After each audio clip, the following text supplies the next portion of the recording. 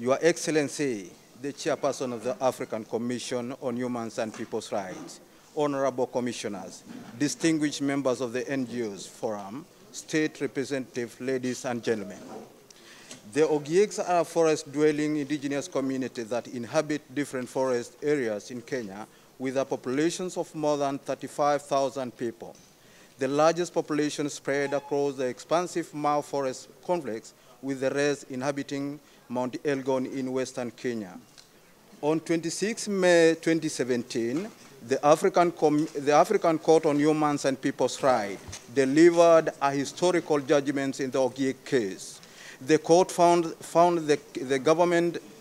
Kenyan government had violated separate articles of the African Charter on Human and People's Rights, with the violations amounting to a persistent denial of Ogiek land rights and their religious, cultural, and hunters-gatherers practices. The court recognized that the Ogieks are the indigenous peoples entitled to protections of their accompanying rights under the African Charter and international law, declared that the perceptions of the Mau Forest could not justify the evictions of the Ogiek from their ancestral homes, and found that the Ogieks' right to property, non-discrimination, culture, religious developments, and natural resources had been violated. It ordered the Ogiek community and the government of Kenya to provide detailed submissions on separation within 3 consecutive months, and for the government of Kenya to take immediate steps to remedy the violations and provide the court with a report within 6 months of the judgment date. Following judgment, the Ogiek filed separation submission to the African Court through the African Commission include restorations of Ogiek ancestral land, compensation for the way the Ogiek have been treated by the government over the years, payment of royalties following the economic activities that have taken place on their land, and the full recognitions of the Ogieks in Kenya.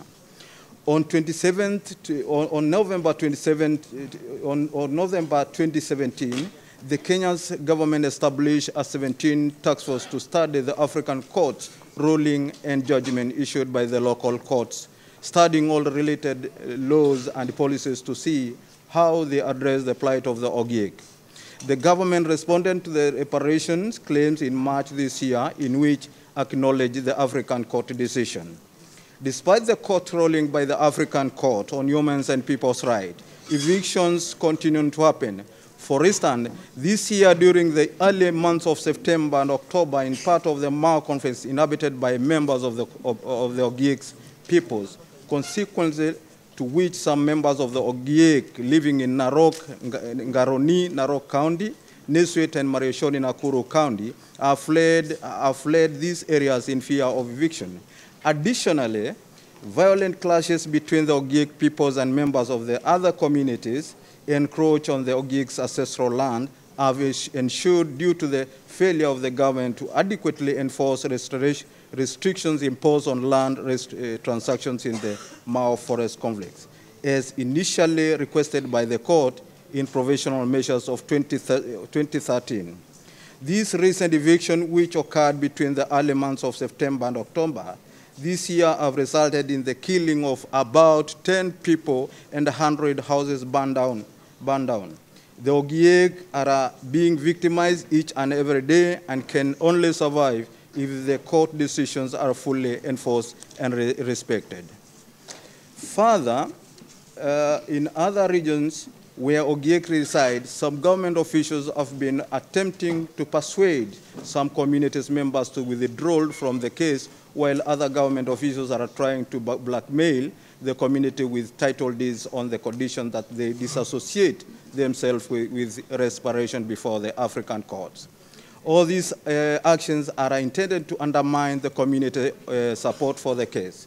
Recommendation: the African Commission should take action to ensure that the implementation of the Ogiek ruling is fast-tracked to ensure that justice prevails in Ogiek's community lands. The government of Kenya should take immediate steps to expedite the implementation of the African court decision and fulfill their duties of protecting the right of the Ogiek community to their ancestral land.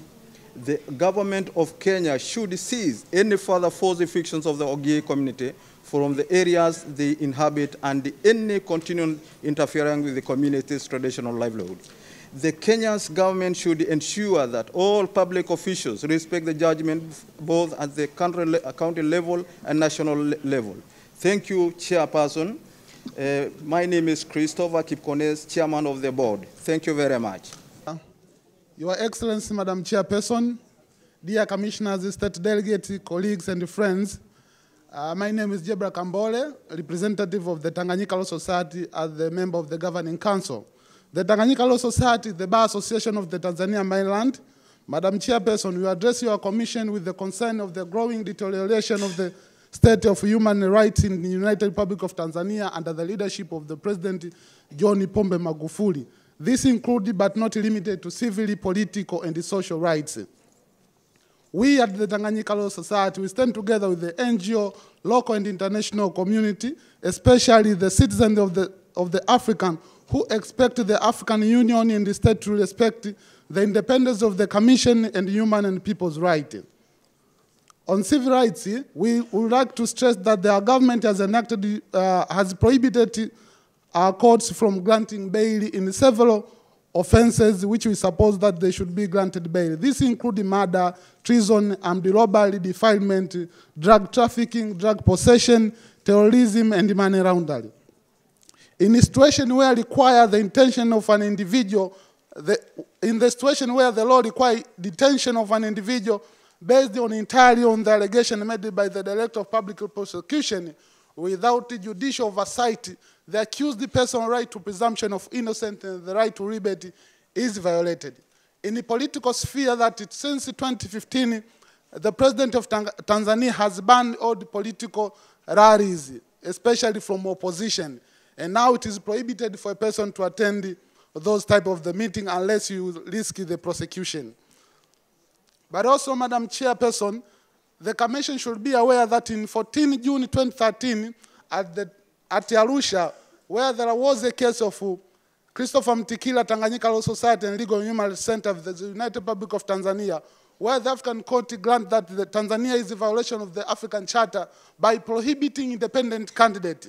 To date, the Tanzania government have not or failed to comply with the said ruling. On the social right, we insist that the government of Tanzania has continued to violate the right of its citizens, particularly young girls in Tanzania, where the state provides education to its children irrespective of their sex. President Magufuli has recently barred young girls who fall pregnant while in school from returning to school after childbirth, even if it is the result of rape. Attack on the legal profession. Madam Chairperson, since the new regime in legal profession is under attack, in 24th September 2018, His Excellency President of the United Republic of Tanzania signed the new amendment of laws, including amending the Tanganyika Law Society, in which non-citizens and the members of the political parties who are members of the Tanganyika Law Society are prohibited from involving in any leadership position within the Tanganyika Law Society. Not only that, Tanganyika Law Society is now not self-regulatory body because we are now subjected on our internal regulation to the Attorney General of Tanganyika Law Society. So the self-regulatory, which was preserved by the colonialists since 1954, now the Bar Association is no longer independent from today. We say that so because those amendments subject us to the Attorney General of the Tanzania, while those issues could not even done by the big dictators of this continent. But also, Madam Chairperson, in recent witness that last year there was attack to our President of the Tanganyika Law Society, Mr. Tundu Lissu, who was shot 16 bullets on his body. Can you imagine his survival? And he is now undergoing treatment in Belgium with multiple surgery. To date, there is no investigation, No one has been interrogated, no one has been suspected, no one has been accused, and no one has been taken to court for such action against our president. We at the Tanganyika Law Society, Madam Chairperson and the Commissioners, in conclusion, the Tanganyika Law Society asked the African Commission to press Tanzania to allow bail for all offenses in compliance with the Banjul Charter, to press Tanzania to respect the ruling of the African Court on allowing independent candidate, to press Tanzania to respect its citizen political right, to press Tanzania to respect the equal right of the girl's child to attend school after giving birth, if she wishes to do so, to conduct immediate investigation into cases of arrest, attack, and the prosecution of lawyers while in duty in Tanzania, to press the Tanzania authority to stop harassing and intimidation to lawyers while in duty, including when they represent the client in police and other government offices. Finally, we respectively call on the Commission to demand the Tanzania government to revise and amend the Tanganyika Law Society Act to be in line with the African Charter on Human People's Rights, the principles and the guideline on the right to fair trial and legal assistance in 2003, the Constitution for the United Republic of Tanzania, and the other international law instrument. I humbly submit, asante sana. Thank you.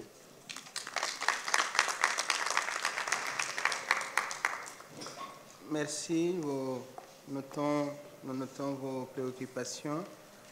Transformation Rescourse Center, TSC, et POA doit se préparer. Honorable Madam Chair, Honorable Commissioners, State Delegates, representatives of national human rights institutions, civil society organization members, distinguished participants, all protocols duly observed. Madam Chair, with this report, I'd like to highlight some of the challenges Lesotho is facing in promoting and protecting human rights and good governance. It is undeniable that Lesotho and the rest of Africa remain confronted by corrupt activities. In a bid to prevent and combat corruption, Lesotho enacted laws such as the Prevention of Corruption and Economic Offences Act of 1999, Money Laundering and Proceeds of Crime Act 2008, Audit Act 2016, Parliament Standing Orders 97, subsection 5, amongst others. In 2003, the Directorate on Corruption and Economic Offences was established under the Prevention of Corruption and Economic Offences Act of 1999, which was also supported by the Money Laundering Proceeds of Crime Act 2008. It was mandated to prevent and combat corruption and economic crimes in Lesotho.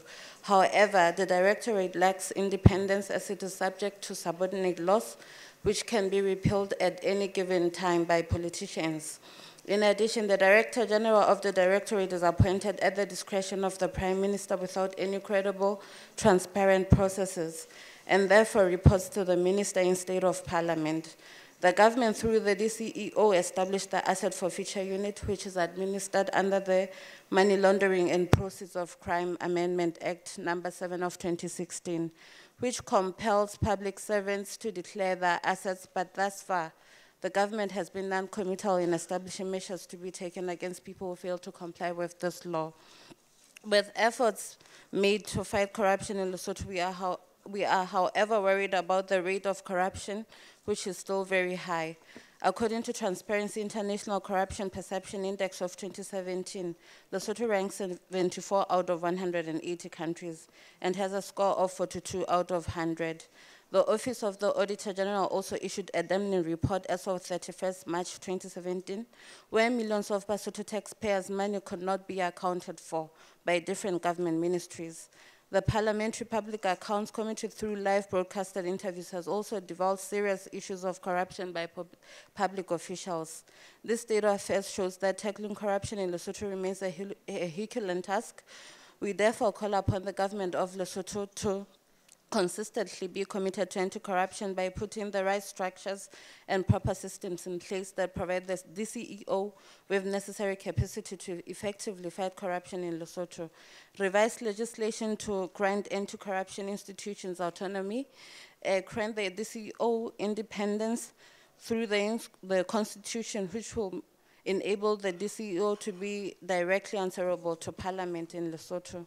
Auditor General and Public Accounts Committee reports should be used to hold those implicated accountable. I'd like to also highlight the rate of police brutality in the country. Lesotho has been faced with challenges where police torture and kill civilians when executing their duties. We are worried by the escalating police brutality in Lesotho. TRC received and documented from January 2018 several complaints of human rights violations by police during arrest and while in custody. TRC exhausted internal remedies where it engaged the government on these issues. However, nothing has changed. Police continue to torture and kill civilians and enjoy protection by authorities in furtherance of impunity. TRC calls upon the government of Lesotho to comply with international and regional human obligations and commitments, take effective measures to end the practice of torture, other ill treatments and killings by speedily enacting laws which criminalize torture, and which perpetrators of torture will be held accountable, to ensure independence and efficacy of the Police Complaints Authority, which handles complaints from authorities. The authority's decision must be binding on government. Ensure accountability and justice for victims of human rights violations by ensuring that all police officers implicated in tortures and killing of civilians must be immediately suspended pending investigations. We therefore call upon the government of Lesotho to end the practice of arbitrary arrests and politically motivated prosecutions, immediately stop using laws to instill fear, punish members of the society who are raising dissenting views.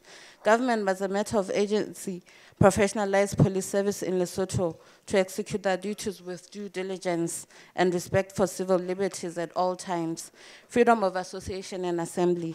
TRC is concerned about the shrinking space for freedom of association and assembly, whereas the Constitution of Lesotho provides for such freedoms.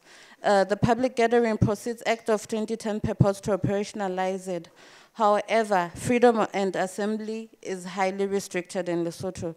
TRC notes that the act is used by police to suppress communities and demanding service delivery from the government. I thank you. Merci. السلام عليكم، صباح الخير الجميع.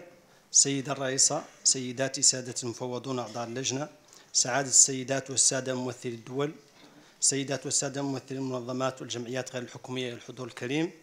بداية أود أن أعبر عن شكرنا وتقديرنا للسلطات والشعب الغامبي على حفاوة الاستقبال الذي حظينا به منذ وصولنا للعاصمة بانجول. كما نعبر عن تقدير حكومة الجمهورية الصحراوية للجهود التي ما فتئت تبذلها اللجنة من أجل ترقية وتعزيز واحترام حقوق الإنسان والشعوب في قارتنا. سيدة الرئيسة، إن بلادي ما فتئت تعمل بكل جهد على كل ما من شأنها أن يعزز ويحمي حقوق المواطنين الصحراويين من خلال البرامج والخطط التي ترصد في هذا المجال.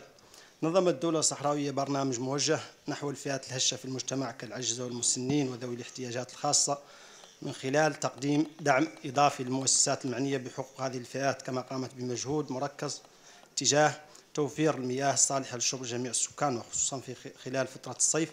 كما تم استغلال هذه الفترة تنظيم عديد دورات تكوينية للأطر العاملة في مجالات الصحة والتعليم، المياه والبيئة من أجل تحسين الأداة البشرية وتدريبها على طرق وسبل التعامل مع الظروف الصعبة التي يعيشها المواطن الصحراوي في ظل ظروف اللجوء القاسية التي فرضها عليه الاستعمار المغربي. ورغم ذلك فتبذل هناك جهود كبيرة من أجل تحسين هذه الوضعية. سيدتي الرئيسة، إننا في الجمهورية الصحراوية وفاء لمبادئ وأهداف الاتحاد الإفريقي وعلمنا بضرورة الانخراط وتفعيل جميع الصكوك الإفريقية ذات الصلة بحقوق الإنسان، فإن الحكومة الصحراوية تعمل على إعداد دراسة حول الاتفاقية الإفريقية لحقوق الطفل والبروتوكول الإضافي المتعلق بالميثاق الإفريقي حول حقوق المرأة لغرض كما نحيطكم علما بأن عمل اللجنة القطاعية المكلفة بإعداد التقرير الدوري للجمهورية الصحراوية طبقا للمادة 62 من الميثاق الإفريقي لحقوق الإنسان والشعوب شارفت على نهاية عملها، والتي عملت بالتعاون مع ممثلين عن منظمات المجتمع المدني على هذا الموضوع.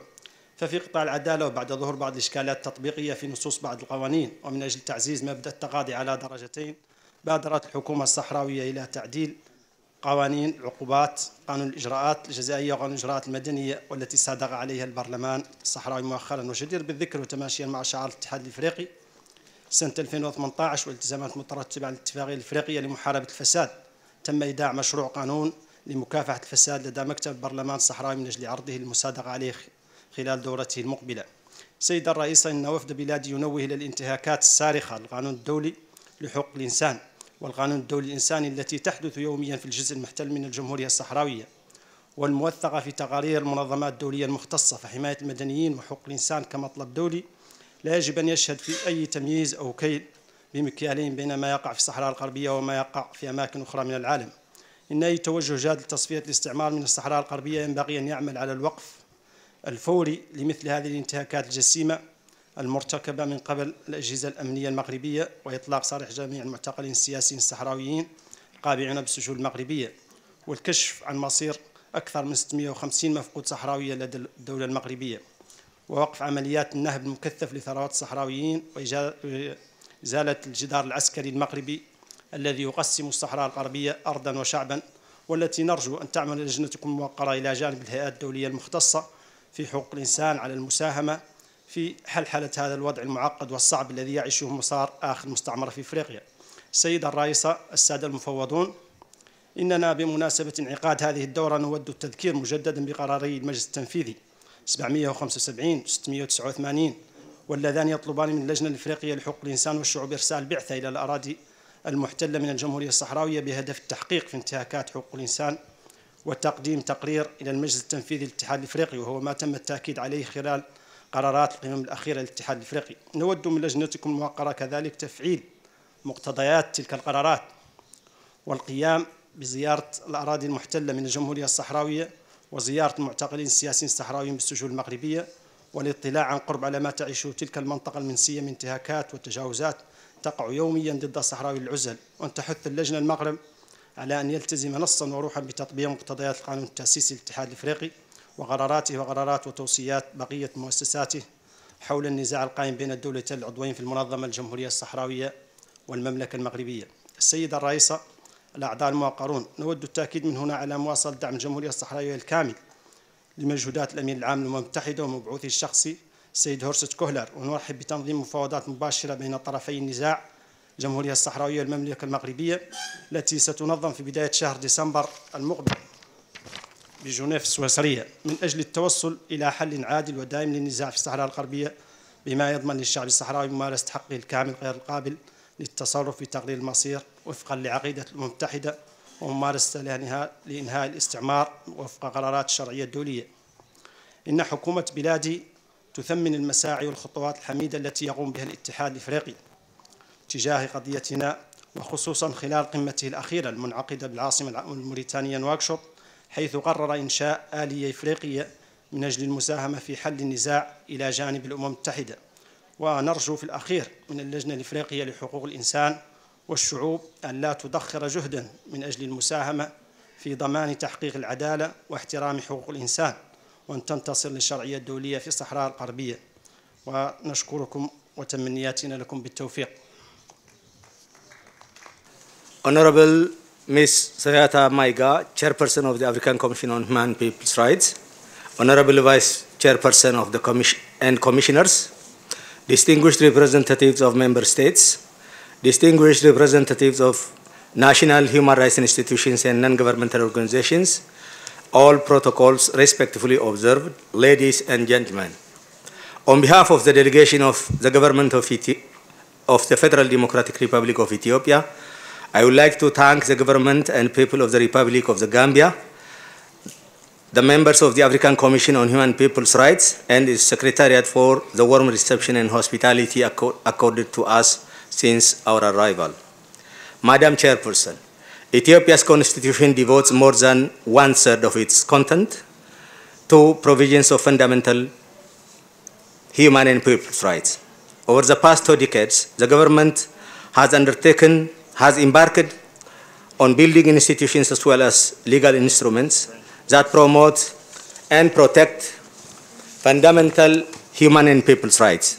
It has designed and implemented mechanisms to instill good governance in all public service institutions. Furthermore, Ethiopia has taken necessary measures to strengthen its organs charged with the administration of justice.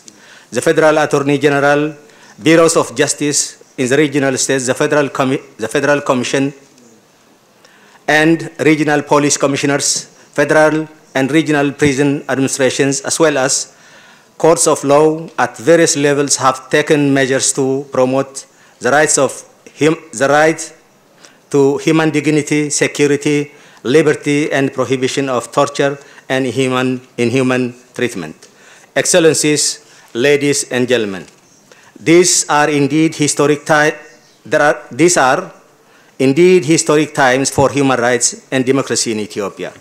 Despite the constitutional protection of human rights, deficiencies in their implementation had plunged Ethiopia into instability over the past 3 years. These popular demands for democracy and human rights triggered a series of reform measures within the government. In the past 6 months, the government of Ethiopia, under the new leadership of His Excellency Prime Minister Dr. Abiy Ahmed, has taken crucial measures that placed human rights at the center of governance. Just to mention a few of the reform measures taken in the last few months, tens of thousands of prisoners detained in the pre- and post-state of emergency period have been released. Politicians, activists, as well as journalists who had been put on trial for various offenses have been pardoned. Numerous armed groups that had been listed as terrorists by the House of People's Representatives of Ethiopia have been removed from the list of terrorist organizations and returned to the country to pursue peaceful politics. More than 260 websites, blogs, diaspora-based radio and television stations which had been blocked in Ethiopia for voicing dissenting political views have also been unblocked and now freely operating in Ethiopia. Furthermore, the government of Ethiopia has expressed its willingness to revise laws and regulations believing to impede the effective exercise of human rights, including the Anti-Terrorism Proclamation, the Charities and Societies Proclamation, as well as the Media Law. To ensure the revision of these laws and the major reforms of the justice system are undertaken with adequate civil society and the public participation, the Federal Attorney General's Office established Justice Reform Advisory Council composed of 13 independent legal professionals entrusted with examining different laws and presenting drafts to the Attorney General and provide recommendations for comprehensive reform of the justice sector. The Advisory Council and the different working groups within it have so far done a remarkable job of holding several public forums to solicit feedback from the stakeholders on proposed changes to these laws. As part of the efforts to widen the democratic space, the ruling and the opposition parties at national and regional levels are also undergoing negotiations on the amendment of the electoral law and the reform and restructuring of the National Electoral Board of Ethiopia. All-round reforms have also been taken and continue to be taken, including through removal of senior management within the intelligence, military, police, and prison institutions to enhance their ability to function in strict compliance with human rights standards. Just last week, Ethiopia's reformist Prime Minister, His Excellency Dr. Abiy Ahmed, marked a major milestone for the participation of women in politics by appointing women to 50% of the posts in his new and slimmed-down cabinet of 20 ministers. Women now head key national institutions such as the Ministry of Defense, Ministry of Peace, which oversees intelligence, police, and other security apparatus, the Ministry of Trade and Investment, and the Ministry of Women and Children Affairs, among others. Madam Chairperson, as sustainable peace and security inside and outside is a precursor for the promotion and protection of human rights, Ethiopia also took the initiative to end the 20 years of hostility with Eritrea. And in the weeks that followed, leaders of the two countries met several times in Addis Ababa and Asmara. They restored diplomatic relations, reopened their respective embassies. Following normalization of relations between Ethiopia and Eritrea, Somalia and Eritrea have also resumed normal and peaceful relations, while Djibouti and Eritrea are actively engaged in peace talks. This is a testament of the fact that the reform and the peace dividend in Ethiopia has expanded to the region as well. This would create a suitable environment for the people of Ethiopia as well as the people of the region to enjoy their rights enshrined under their respective domestic and international legal instruments. However, these groundbreaking reforms are not without challenge. During the past 6 months, incidents at various parts of the country have resulted in deaths, destruction of property, as well as displacement of people. The government of Ethiopia takes its responsibility to ensure the rule of law and protect and further strengthen, entrench the reforms. As a result, full, credible, and transparent criminal investigations are being conducted to hold perpetrators of these crimes. It is our solemn belief that the sustainability of these far-reaching reforms depends in part on our ability to strengthen national human rights institutions. Measures are being taken to amend the establishing legislation of the Ethiopian Human Rights Commission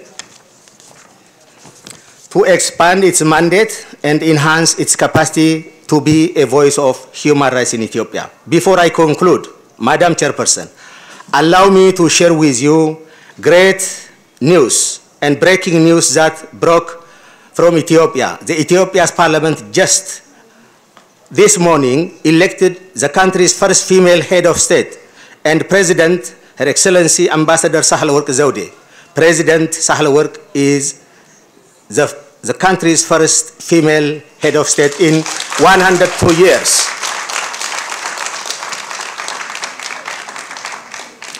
Finally, please allow me to reassure to the African Commission on Human and People's Rights the strong commitment of my government to the promotion and protection of human and people's rights through fulfilling its obligations under its national laws as well as regional and international human rights instruments to which we are party, and its dedication to engage constructively with the Commission. I hope this session is an added value to the promotion and protection of human rights in Africa and will serve as a forum to stand for good cause of humanity. I thank you, everybody. Hier, vous n'étiez pas là, mais déjà dans mon discours d'ouverture, j'ai salué justement certains des développements que vous venez de nous délivrer, comme la composition paritaire du gouvernement. Là, vous nous amenez d'autres bonnes nouvelles et nous sommes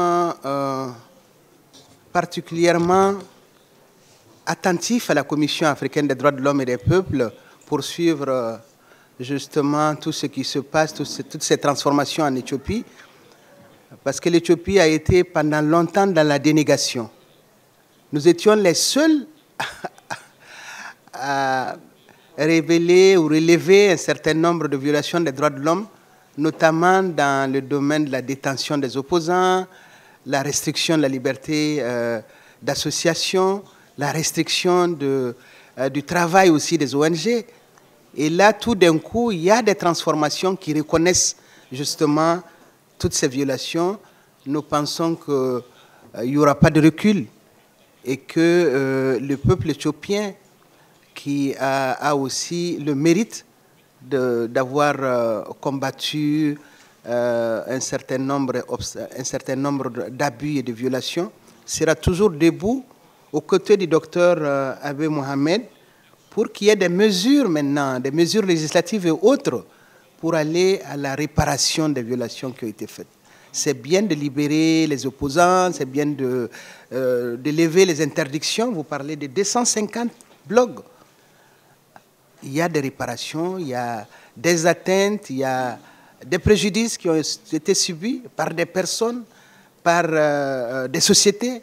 Donc nous pensons que, en tout cas, ces transformations, les détenus qui ont été mis en liberté, nous pensons que ce sont des développements positifs qui doivent s'enraciner dans la société éthiopienne de façon effectivement à aller de l'avant et qu'il n'y ait pas de recul, comme je l'ai dit. Merci encore une fois pour la délégation d'Éthiopie.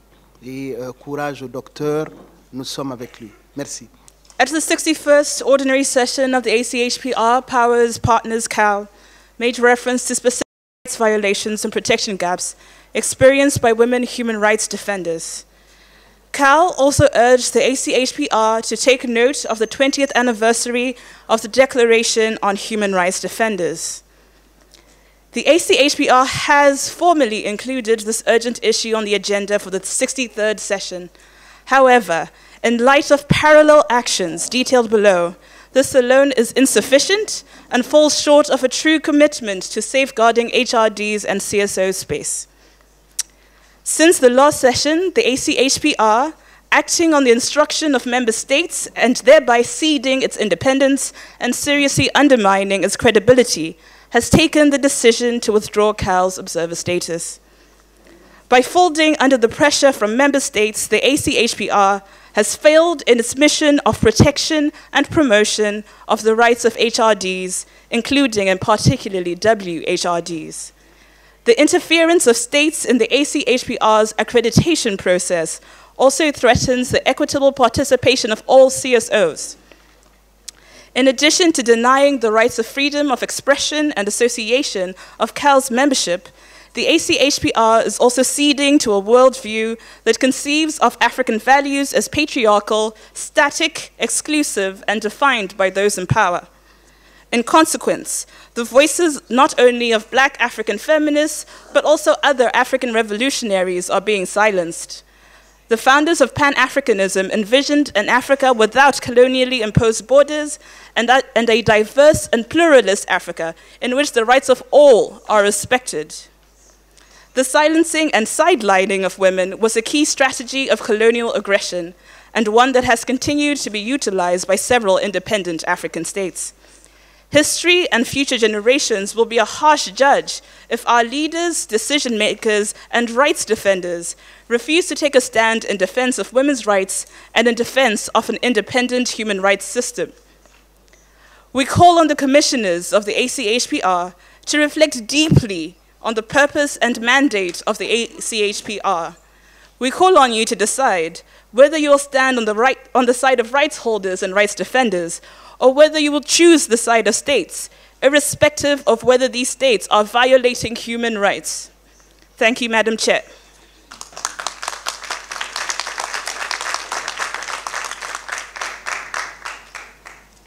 Merci, Powa.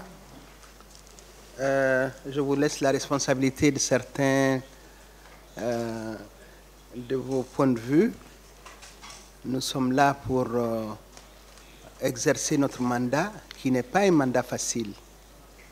Mais je pense qu'en 30 années, la Commission des droits de l'homme et des peuples a fait un travail, a fait du chemin avec vous, la société civile, pour vous, la société civile, avec les États également, pour les États et pour les populations africaines. Et nous allons continuer, nous l'avons dit hier. Nous avons sur la liste Alliance for Africa, SOA, et ERNED Institute doit se préparer. Madam Chairperson of the African Commission on Human and People's Rights, the Solidarity of Africa Women's Rights, SOA, is a coalition of over 50 organizations working on women's rights in 25 African countries. SOA was formed with the principal objective of advocating for the adoption, ratification, domestication, and implementation of the protocol to the Africa Charter on the Human and People's Rights, on the rights of women in Africa, the Maputo Protocol. Madam Chairperson, African Union member states committed to achieve universal ratification of the Maputo Protocol by 2020. We congratulate the federal government of Ethiopia, which recently ratified the Maputo Protocol, making it the 40th African Union member state to ratify the protocol. We urge the government of Ethiopia and other countries who have ratified but not yet done so to deposit the instruments of ratification with the AU Office of the Legal Counsel. Indeed, we congratulate Ethiopia furthermore for the gender parity in positions of power. We are also excited by what they've just announced today, that we have our first female president in Ethiopia. Kindly join me in just congratulating them once more for what they've done.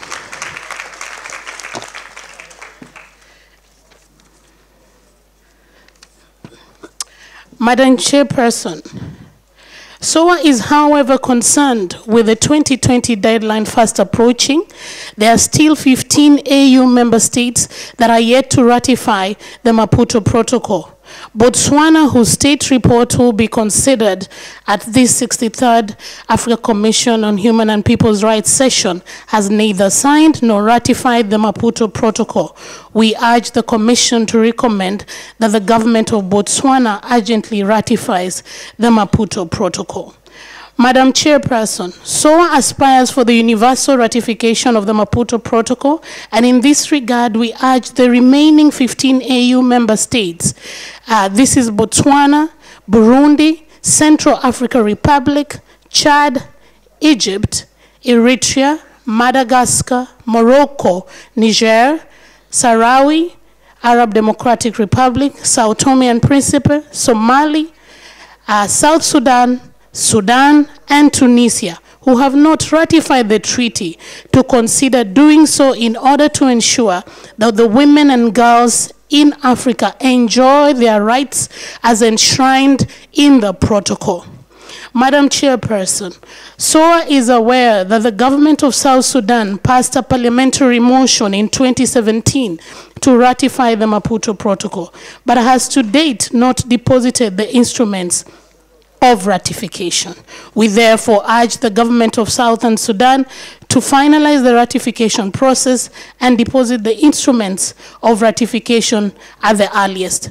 We are also aware that we have member states who have ratified the Maputo Protocol, but with reservations, and most of those reservations are based on our reproductive health rights of women. We urge the Commission to push for these countries to lift the reservations, especially around our reproductive health and rights. As SOA members, we also stand in solidarity with CSOs in this meeting, urging that the African Union respect the independence of the Africa Commission on Human People's Rights, because it is through this commission that the rights of women are anchored and their freedom is guaranteed. In conclusion, Madam Chairperson, we note the improved number of states reporting on the Maputo Protocol, including the Gambia this year, and commend the Africa Commission for its continued efforts towards building the capacity of states to report on the Maputo Protocol. SOA urges AU member states to domesticate and implement the protocol at the domestic levels. Further, we call on AU member states to comply with the decisions rendered by the Africa Commission on Human People's Rights. We cannot work when half of the population, which is women in Africa, are missing out on decision-making tables, are missing out in economic decision-making tables, are missing out on their reproductive health. Thank you very much. Votre appel est entendu, enregistré. Je crois qu'il y a des pays, effectivement, que nous devons engager à aller à la ratification du protocole de Maputo, ici présent. J'espère qu'ils prendront les décisions nécessaires pour le faire. Nous engageons également ceux qui ont ratifié à mettre en œuvre cet instrument important pour les femmes africaines. ERNED Institute et AJPD doit se préparer. Honorable Madame la Présidente, honorable commissaire, chers membres de l'assistance, tout protocole réservé, la République démocratique du Congo, notre pays, traverse des situations particulières qui nécessitent l'attention de la Commission africaine des droits de l'homme et des peuples. Du jour au jour, on enregistre des violations des droits de l'homme en général et des peuples autochtones pygmées en particulier. Depuis déjà quelques décennies, la situation des droits des autochtones pygmées une communauté numériquement faible et vulnérable par rapport à l'ensemble de la population dominante est préoccupante. Ils sont victimes de la spoliation, de la dépossession et de l'expropriation de leurs terres traditionnelles au profit de la création des parcs nationaux, des réserves naturelles, des concessions forestières et minières, ainsi que de la création de nouvelles villes et cités, sans le consentement des communautés concernées. À titre illustratif, les autochtones pygmées du parc national de Kahuzi-Biega dans la province du Sud Kivu à l'est du pays se sont vus expropriés sans consultation ni indemnisation de leur espace de vie devenu parc national dont la superficie est estimée à 600 000 hectares. Cette situation va accentuer et créer des communautés sans terre et sans moyens de survie. Saisissant la justice interne jusqu'à la haute cour du pays, la Cour suprême de justice, aujourd'hui la Cour de cassation, pour espérer à une réparation, tendant à leur réintégration sur les terres occupées par elles depuis des temps immémoriaux, les recours vont s'avérer indisponibles, violant ainsi les principes fondamentaux du droit à un procès équitable, dont le droit au délai raisonnable est d'être fixé sur son sort. En plus de l'expropriation des terres, ces communautés sont victimes d'autres violations des droits de l'homme, dont les coups et blessures, les arrestations et détentions illégales orchestrées par les agents de l'Institut national pour la conservation de la nature, ainsi que la discrimination. Les camps d'assassinat de Mbone Nakulire et la fusillade de son père Munganga Nakulire le 26 août 2017 par les gardes du parc, alors qu'ils étaient à la recherche de plantes médicinales et dont nous attendons une décision de justice, les différentes femmes pygmées torturées lorsqu'elles sont à la recherche du bras mort et d'hommes accusés de braconnage sont des cas légion de violation des droits de l'homme.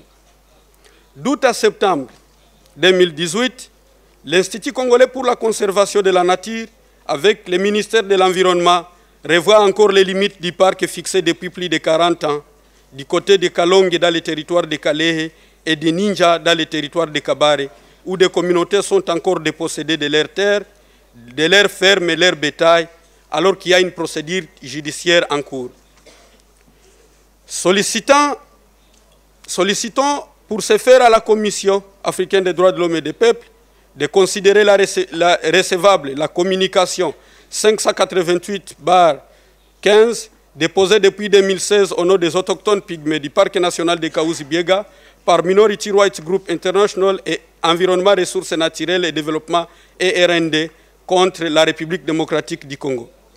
Invitons la Commission à rappeler à la RDC ses obligations découlant de la Charte africaine des droits de l'homme et des peuples en reconnaissant les droits des autochtones pygmées à leurs terres ancestrales acquises sur base de leurs coutumes ainsi que sur les ressources qui s'y trouvent.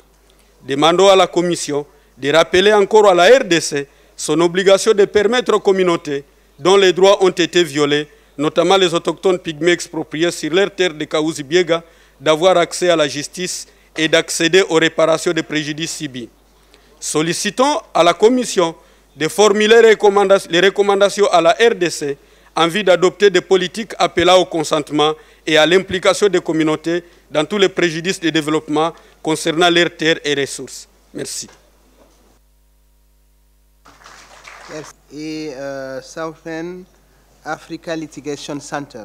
Sua Excelência, Senhora Presidente da Comissão Africana dos Direitos Humanos e dos Povos, senhores comissários, distintos delegados, caros colegas, senhoras e senhores. Permita-me, Senhora Presidente, agradecer a oportunidade de mais uma vez nos dirigirmos a esta comissão. A situação dos direitos humanos em Angola tem vindo a registrar avanços significativos.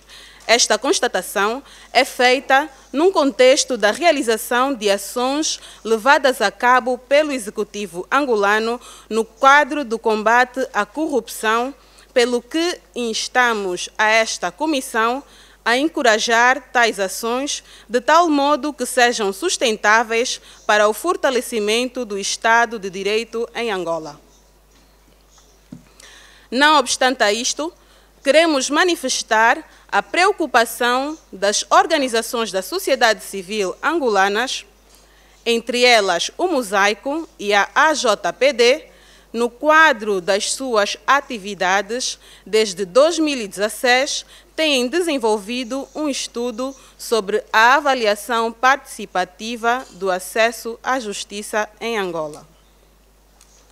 Neste contexto, consideramos que em Angola enfrenta vários desafios relativamente à promoção e defesa dos direitos humanos, nomeadamente no acesso à justiça.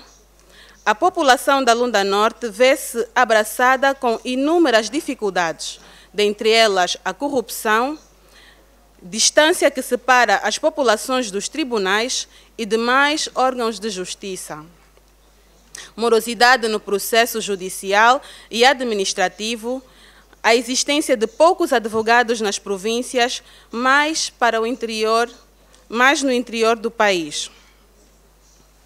No passado mês de setembro de 2018, na província do Mochico, no município do Alto Zambeze, constatou-se com alguma preocupação que as populações veem-se privadas de realizar alguns direitos fundamentais, como o acesso à saúde e à educação. Por exemplo, no que toca ao direito à saúde, a maior parte das populações não tem acesso a tratamento médico e a medicamentos. A população percorre longas distâncias para que lhes seja prestada assistência médica. Noutras situações, são obrigadas a se deslocar aos países vizinhos, como a República da Zâmbia e do Congo Democrático. Relativamente ao direito à educação, como direito fundamental, não é concretizado na sua plenitude, pois as crianças percorrem longas distâncias para chegar à escola. Outras ficam sem estudar porque, apesar de existirem escolas construídas, os estudantes estão privados do direito à educação porque nas suas escolas não há professores. Entre estas situações, põe-se em causa a realização dos direitos fundamentais reconhecidos no artigo 16 e 17 da Carta Africana dos Direitos Humanos e dos Povos. Assim, acreditando na importância e no papel da Comissão Africana, a AJPD e o Mosaico insta a Comissão a recomendar ao Estado angolano que observe o que está estatuído na Carta Africana e demais convenções internacionais de promoção e respeito dos direitos humanos. Tudo isto, Senhora Presidente Soyata Maiga, por uma África e uma Angola melhor. Que Deus abençoe a África. Obrigada pela vossa atenção.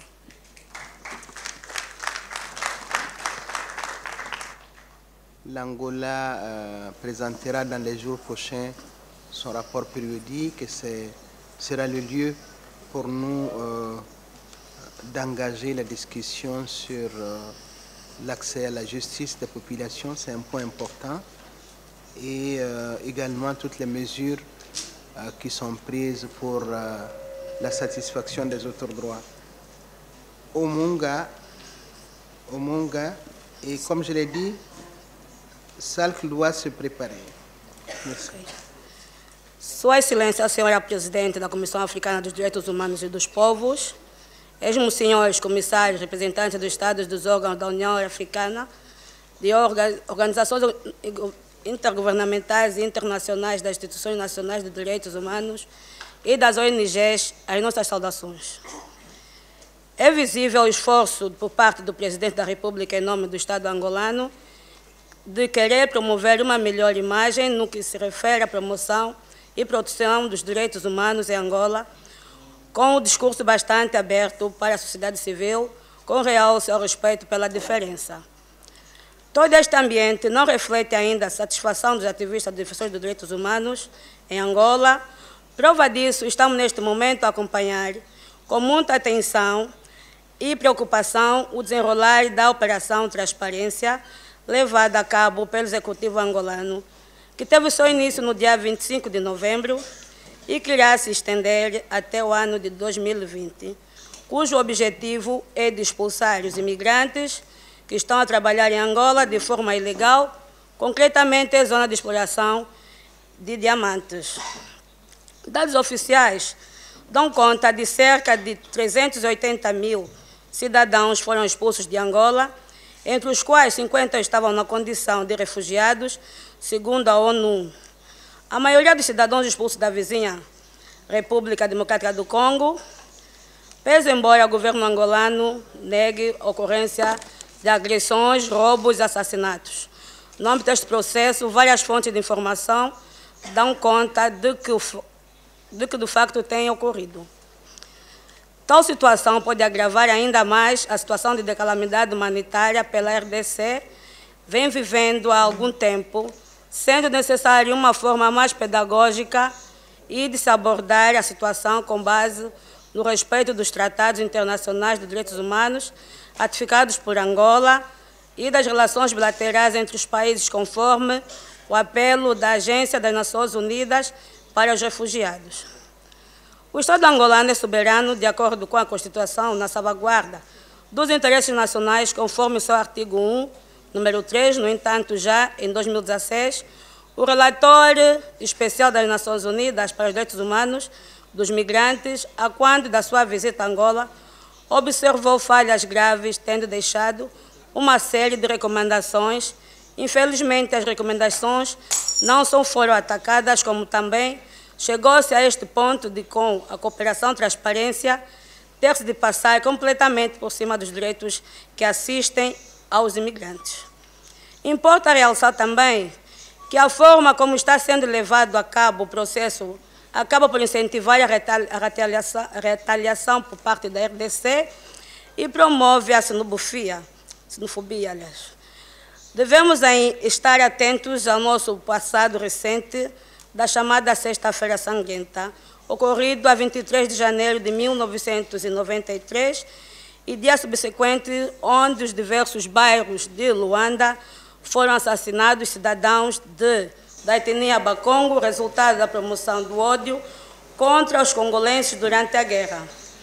Oficialmente, o governo de Angola reconheceu 57 mortos, apesar das organizações civis bakongos apontarem para mais de 1.000 vítimas. Perante este contexto, a Associação Munga vem solicitar à senhora Presidente o seguinte: que exija do Estado angolano o fim imediato da Operação Transparência, nos moldes e espírito em que está a ser levado a cabo, sendo que a migração irregular por si só, apesar de constituir violação de algumas regras administrativas, não é e nunca deve ser considerada um crime. Exigir que dê início a um processo de investigação relativamente à violência, roubos e assassinatos que se veiculam pelas plataformas digitais e nos órgãos de comunicação social nacional e internacionais. Exigir que o Estado angolano permita que a sociedade civil tenha acesso à informação aos locais onde se realiza a Operação Transparência e a todos os locais de detenção de estrangeiros, de maneira a obter dados credíveis e imparciais.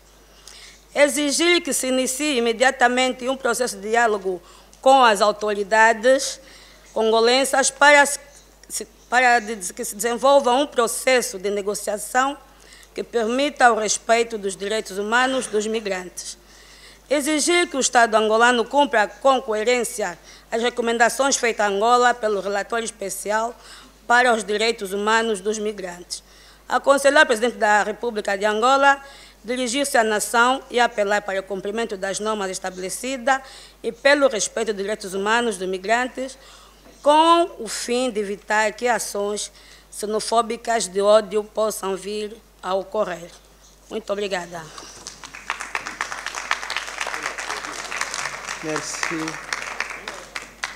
Merci Omenga. Je crois que vos préoccupations rejoignent celles que nous avons exprimées hier et nous allons engager des discussions avec l'Angola qui présente son rapport. Comme vous l'avez dit, la migration, même illégale, ne doit pas être considérée comme un crime et les expulsions des migrants doivent suivre une procédure interne devant les tribunaux respecter les droits des migrants, mais également leur dignité humaine. Merci encore une fois. Southern Africa Litigation Center et après Center for Reproductive Rights doit se préparer. Merci. Madam Chairperson, Honorable Commissioners, State Delegates, representatives of national human rights institutions, members of the civil society organizations, and distinguished participants. The Southern African Litigation Center welcomes the opportunity to present this statement on the situation of human rights in the Kingdom of Eswatini, a state party which is under duty required to give effect to the rights enshrined in the Charter. This session follows a series of widespread violations of the rights which occurred in the months preceding the September elections in that country, including the following. On 7th February this year, 10 wardens officers from the correction service attacked a journalist for photographing their convoy. The officers were traveling in an overloaded truck and 2 vans when the journalist decided to take a photo. At that point, about 10 correction officers approached the journalist, aggressively questioning him over the photos he had taken. There was no compassion or remorse in the manner the journalist was treated and was not even given an opportunity to explain. On 12th February, Ambrose Zwana, coordinator of the Swaziland Media Community Network, reported that he was denied participation on a national program focusing on the World Radio Day. Mr. Zwan's denial of participation on the program was linked to his political opinion. On 29th June, a march by Tukoswe, trade union members challenging increase in taxes and basic utilities, as well as forced evictions, were diverted and stopped after police fought with protesters, some of whom were injured. Between 18th and 20th September, workers from different unions striking in the country faced violent confrontation with the police. 6 workers who were involved were injured seriously. On 21st September, loyal police responded with force against community members protesting against the electoral process in Twinkling. Honorable Chairperson, these are just some of the instances in Eswatini. The Eswatini government is not addressing the problem underlying social process in the country, including high taxes and service costs, zero increment in the living wages for public service, hospital running out of food and medication for patients, high unemployment and poverty in the country. As civil society, we are gravely concerned that Eswatini is not complying with Resolution 216 and 266 pertaining to fundamental freedoms of workers.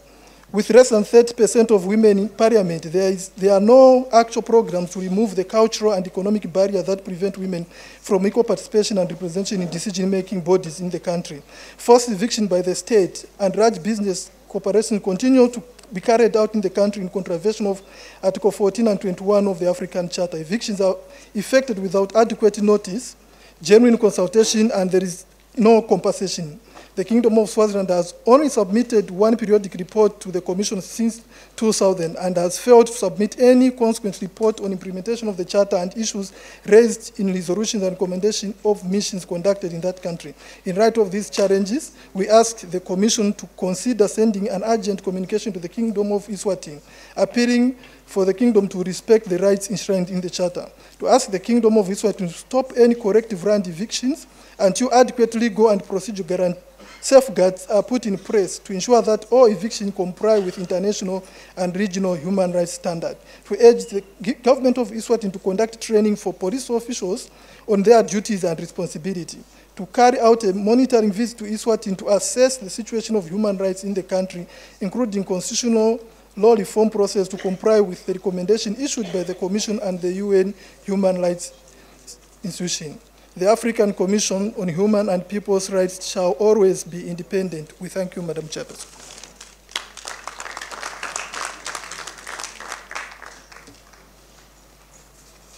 Merci.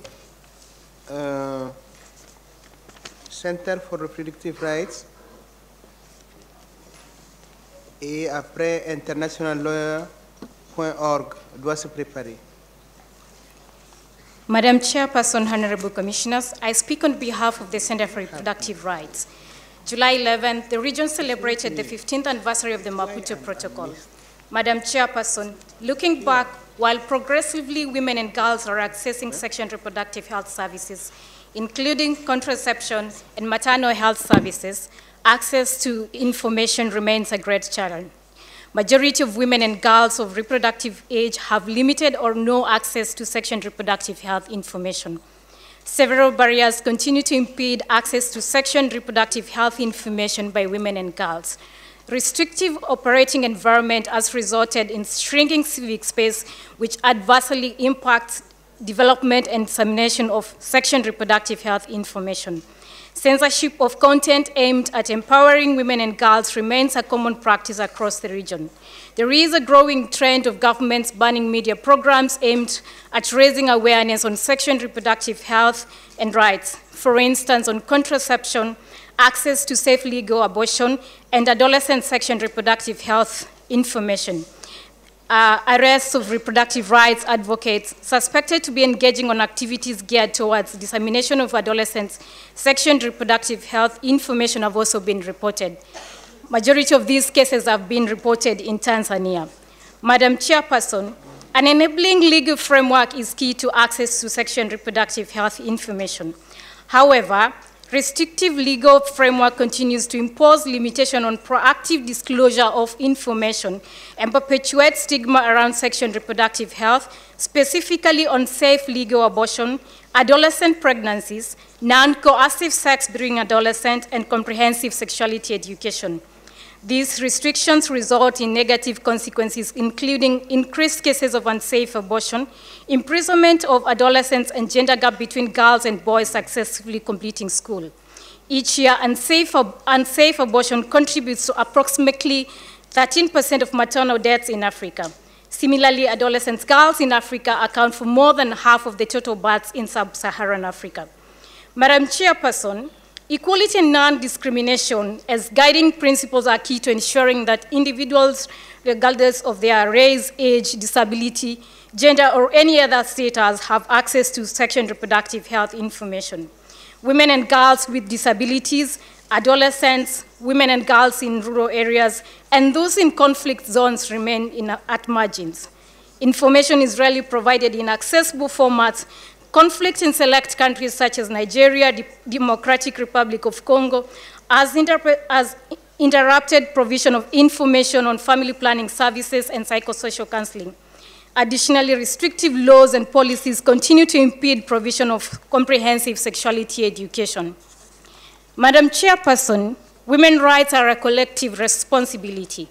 This commission has in the recent past acknowledged that access to sexual and reproductive health information is fundamental to enjoyment of women's rights and that states have an obligation to provide sexual and reproductive health information.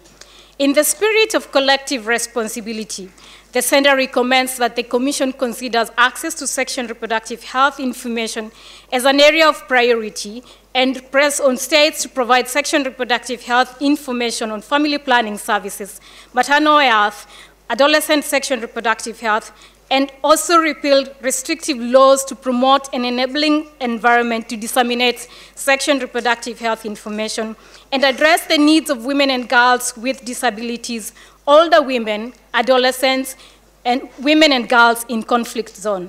The Center stands in solidarity with the Commission in its fulfillment of its mandate to promote and protect human rights in Africa. Thank you. Merci. Vos préoccupations sont notées. Internationallawyer.org et East and Horn Africa. Defenders doit se préparer. Merci. 5 minutes. Thank you, Madam Chairperson. Internationallawyers.org welcomes this opportunity to join the African Commission in commemorating the 70th anniversary of the adoption of the Universal Declaration on Human Rights. It is a time to celebration as well as reflection and recommitment. In remembering this anniversary, it is important to reaffirm our common commitment to the universality, indivisibility, and interdependence of the rights in the UDHR. Moreover, it is important to recall that this document was an inspiration for many human rights treaties, including the African Charter on Human and People's Rights. Madam Chairperson, On this occasion, we are obliged to assess our commitment to the obligations contained in the 30 articles of the UDHR. We must ask ourselves, have we fulfilled the promises we made to successive generations that these articles and the rights and responsibilities therein express? Have we translated these rights and responsibilities into action? Have we upheld their integrity in every individual or people's case that has been brought to our attention? Have we made the best effort possible to achieve equality, dignity, and justice for all? Have we empowered civil society to allow it to contribute to the proper implementation of the declaration and the many treaties emanating from it? Have we created a safe, enabling environment for a free, independent press that can provide transparency and accountability? Have we applied human rights principles to our most serious global challenges? Among the challenges all Africans face is the adverse effects of climate change on human and people's rights. Have our voices been loud enough at successive global climate summits? And can we fulfill the promises we made 70 years ago if we allow unconstitutional changes of government that lead to massive abuses of human rights with impunity? This is not a hypothetical. In Egypt, since the unconstitutional change of government, massive and widespread violations of human rights continue. These systematic violations have gone for half a decade. Thousands of citizens have been arbitrarily deprived of their right to life at the hands of officers using lethal force against peaceful protesters in a live massacre. Others have been tortured to death in police stations or died in custody as a result of deliberate medical negligence. Over 1,000 individuals have been sentenced to death following unfair trials. The judiciary has been used as means of penalizing any voice trying to speak out against poverty, corruption, or participate in the governance of the country. Reprisals against human rights defenders defending others, including journalists, are on the rise. Journalists have been kidnapped for exposing violations of human rights and expressing opinions with which the authorities don't agree. Academics, former diplomats, and even presidential candidates have been arbitrarily detained for exercising their right to peacefully participate in their government. Our commitment to dignity, freedom, equality, liberty for all people obliges us to take steps to act, to end violations, and bring states to accountability when fundamental human and people's rights are violated. This is the very essence of the universality of human rights. Finally, internationallawyers.org supports the Commission's independence as an organ of the African Union that has the responsibility for ensuring the promotion and protection of human rights. In this regard, we support all calls for the Commission to take steps to ensure its independence. The aspirations expressed in the UDHR irrefutably evidence a commitment to expanding the protection of human rights, not to impinge upon them or limiting them. We urge the Commission to have the courage of its convictions and of those that have been expressed by the international community, including all African states in the UDHR, to ensure its unyielding commitment to strengthening its own integrity and to strengthening the integrity of the African Charter, which creates legally binding obligations for all African Union member states, enhancing the aspirations expressed in the UDHR. This can only be accomplished if the Commission builds on its authority as well as that of the Court, as independent and impartial entities committed to expanding the promotion and protection of human and people's rights. We are confident that the Commission will not allow any neuter its authority and its responsibilities towards African. We trust that the Commission will show the mastery of the collective wisdom and expertise of its commissioners in the spirit of those who advanced the UDHR to secure its place in the African history as an entity that stood its ground for the people of Africa and became a symbol of hope and inspiration for the world. Thank you, Madam Chairperson. National Coalition of HIDR Kenya. 7 minutes. Honorable Chairperson, distinguished commissioners, state delegates, representatives of national human rights institutions and non-governmental organizations. Defenders welcomes this opportunity to address this ordinary session. The human rights situation in the East and Horn of Africa sub-region remains critical, requiring stronger interventions to guarantee the effective protection of the rights of its peoples. The need for an autonomous and strong African Commission on Human and People's Rights cannot be more emphasized. This commission provides an avenue for redress for rights violations on a continent where national mechanisms are often ineffective. We are concerned by aspects of Executive Council Decision 1015 that are direct attacks on the Commission's autonomy. Only with a strong institution can African Union member states be held accountable for human rights violations. Speaking to country situations, Burundi remains marred in a political crisis that has decimated the once vibrant civil society and dispersed human rights defenders. Germain Rukuki is illegally detained and unlawfully convicted for 32 years in prison, an unprecedented sentence for a human rights defender in Burundi. More recently, non-governmental organizations were suspended for 3 months for allegedly violating the January 2017 NGO law. NGOs play a crucial watchdog role monitoring states' actions and omissions. We remain concerned by the phenomenon of enforced disappearances enabled by the practices of arbitrary arrest and detention and of concealing bodies, and by the environment of impunity prevailing in the country. Eritrea's government remains one of the most repressive on the continent. The same efforts towards restoring peace in the Horn of Africa should also be employed to observe the rights of the Eritrean people.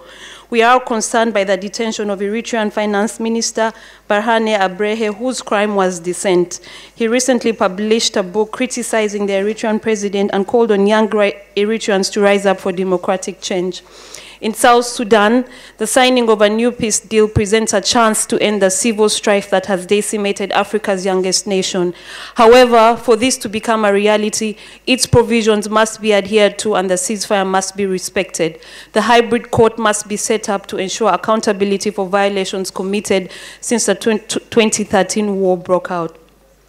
The gravity of Sudan's human rights situation is not proportionate to the attention accorded to it by the international community. The national security services continue to carry out torture with impunity. Women struggle to realize their rights in a highly patriarchal society determined to completely close them out of the public sphere. While we welcome progressive reforms under the new leadership in Ethiopia, there remain unresolved issues such as justice and accountability for human rights violations committed against citizens during mass demonstrations that characterized preceding years. Tanzania, once considered one of the most politically stable countries in the region, continues to clamp down on civic space with the enforcement of new draconian legislation meant to stifle independent voices and hobble civil society organizations under the guise of public morality and national security.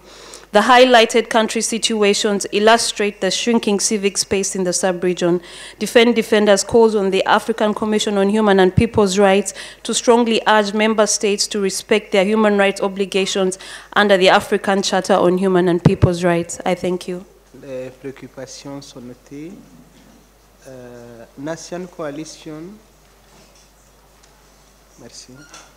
Et la voix des sans-voix. La voix des sans-voix doit se préparer. Madam Chairperson, distinguished commissioners, state delegates, representatives of NHRIs and NGOs. On behalf of the National Coalition of Human Rights Defenders Kenya, I would like to thank the Commission for this opportunity to raise some concerns from Kenya.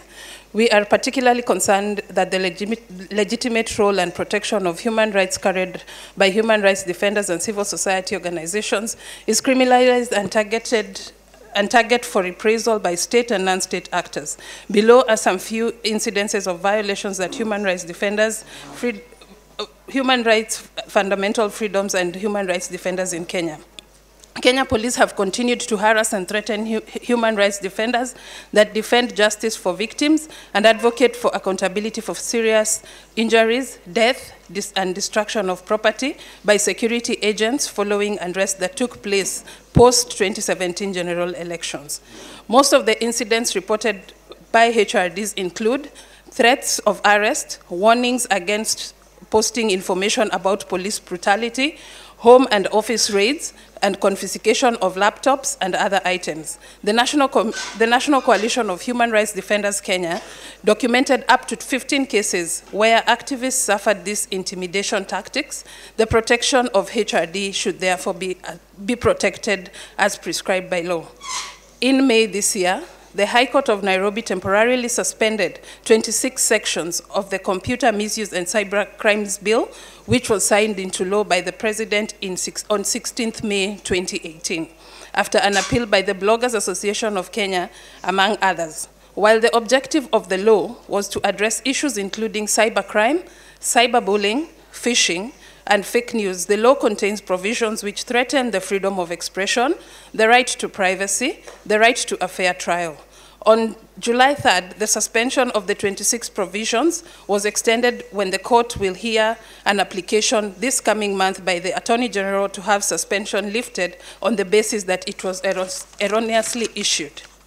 On July 31st, during a parliamentary session, 2 journalists with the privately owned People Daily newspaper were threatened with being barred from covering parliamentary proceedings and summoned to a legislative committee.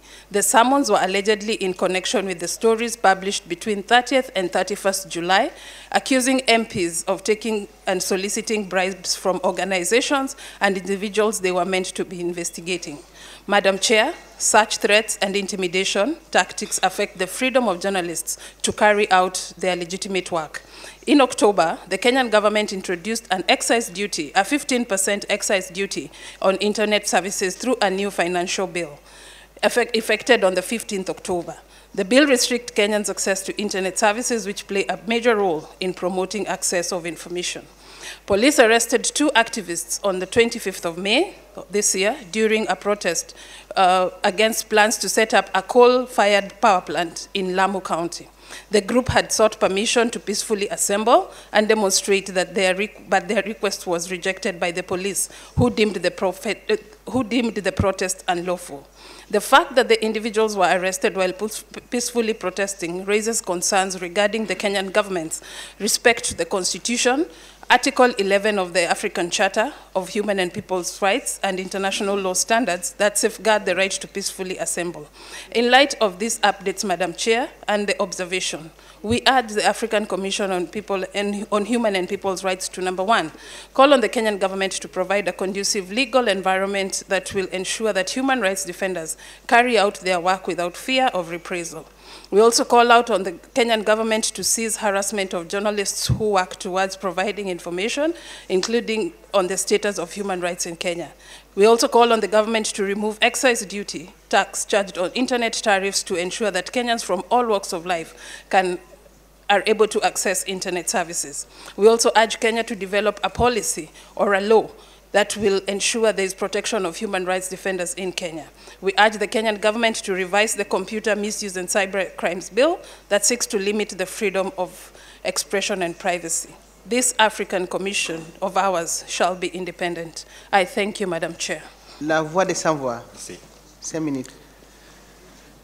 Madame la Présidente, Mesdames et Messieurs les commissaires, distinguées délégations, dans le cadre du contexte socio-électoral en République démocratique du Congo, plusieurs violations des droits de l'homme ont été commises et pourront encore être perpétrées dans les mois à venir avec l'organisation, le 23 décembre 2018, des élections présidentielles législatives, et ce, consécutivement surtout au non-respect par la République démocratique du Congo du droit à la liberté de manifestation pourtant garanti à tous les Congolais par la Constitution de la République démocratique du Congo.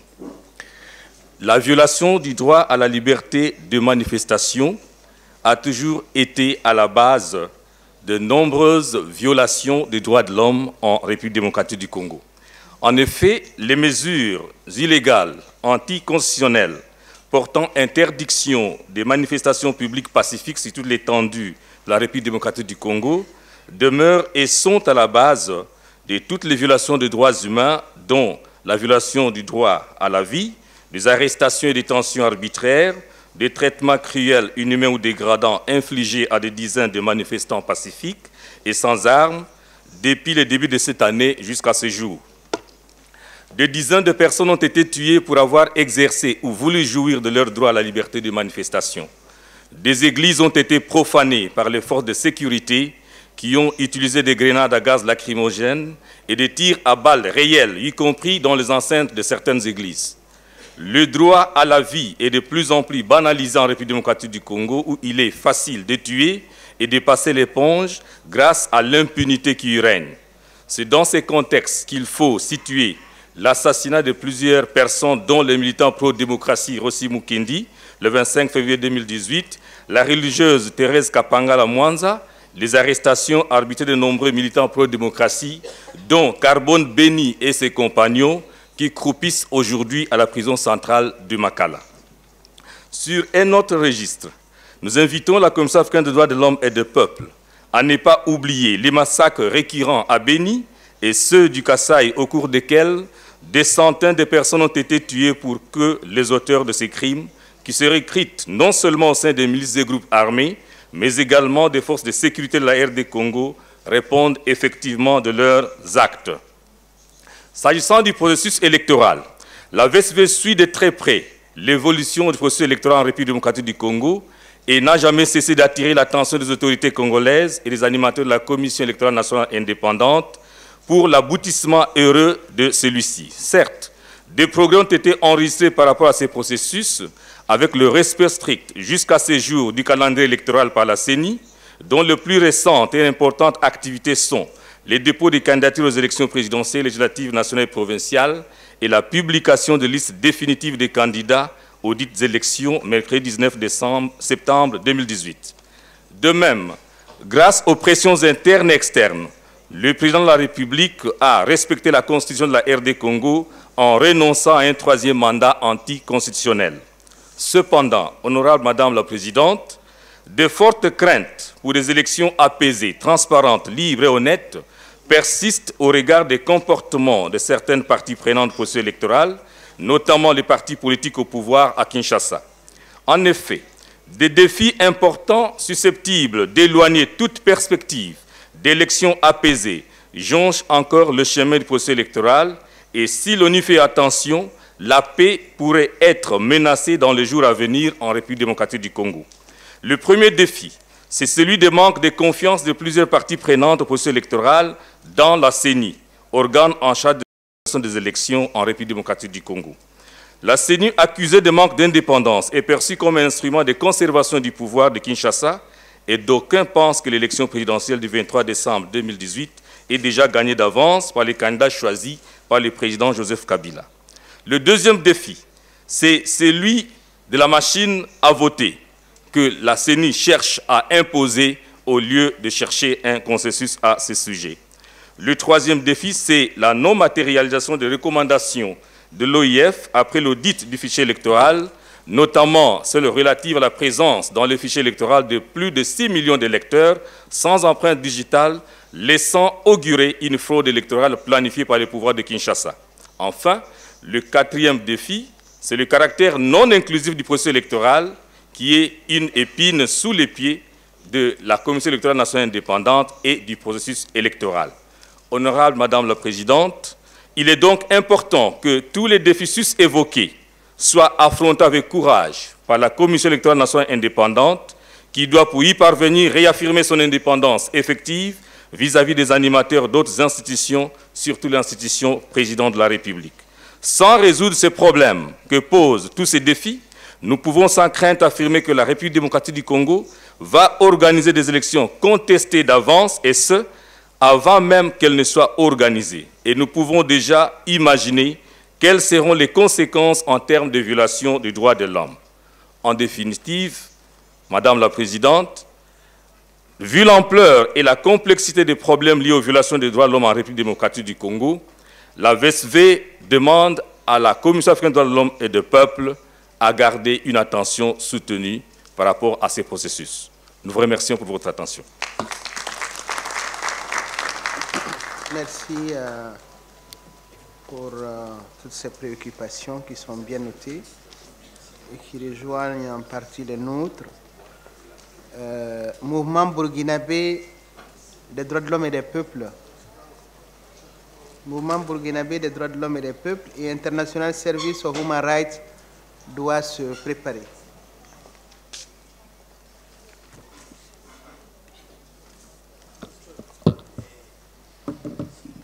Ok, merci.